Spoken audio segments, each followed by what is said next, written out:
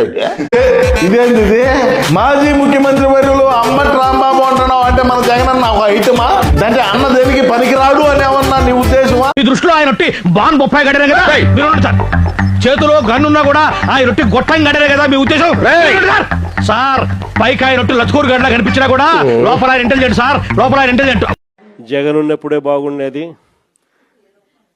కనీసం ఆయన ప్రతి నెల ఏదో బటన్ నొక్కుతా ఉన్నాడు.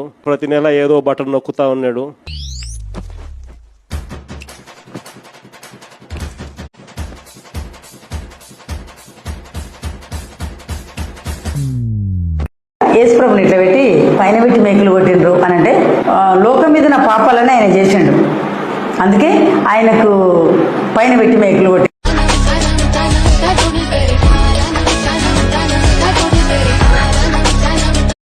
గొప్ప లీడరు, గొప్ప నాయకుడు చంద్రబాబు నాయుడు కన్నా గొప్ప నాయకుడు ఎవడు ఉండడు.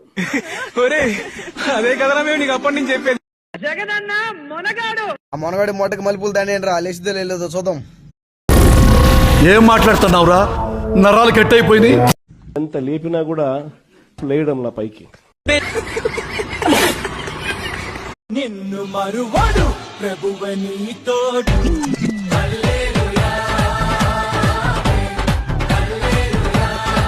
రాష్ట్రం ఏర్పడినప్పటి నుంచి ఇప్పటిదాకా 1923 1923 నుంచి 2019 దాకా 1923 నుంచి 2019 దాకా అంటే మామకి ఇడ్లీ తెప్పించు. బిర్యానీ తీసుకురా.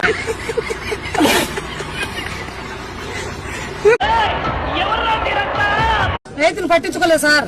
అది ఇన్పుట్ సబ్సిడీ మొన్న ఈ మధ్య కాలంలోనే ఇదే పులివెందులోనే మొన్న లింగాలని 11 సార్లు అన్నాడు. అబద్ధాలు ఆడడం మన చేత కాదు. నాని ఎప్పుడప్పుడు అంటాడు నాకున్న సమస్యలు ఏదంటే ఆడో గొప్ప సిద్ధాంతి, ఈడో గొప్ప యాదాంతి.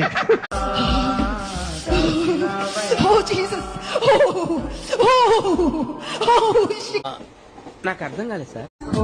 నాన్నకు ఇచ్చేదము ఒరిజినల్ డాడీ, ఒరిజినల్ గాడు, ఒరిజినల్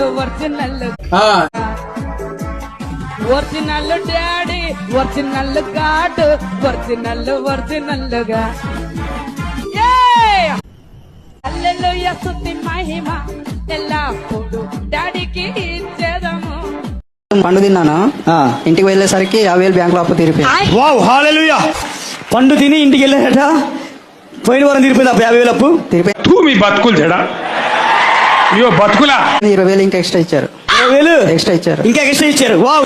ఇప్పుడు ఆప్షన్ చెప్పు, ఆ పండు నేను తింటా ఇంటికాడ 4 లక్షల అప్పు తీరలేదనుకో కొడుక, ఆ మైక్ తీసి కింద గుద్దలు పెడితే నువ్వు తిన్న పండు పైన కక్కుతో చెప్తున్నా.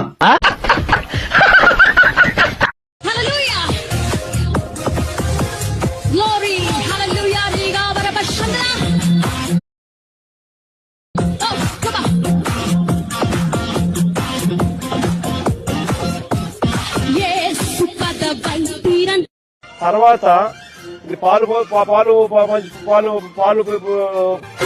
పాలకొల్లు పాపాన్ని బయట జారు వేళ నీ పెళ్లిలో దేవరా చిందేస్తున్నాడే.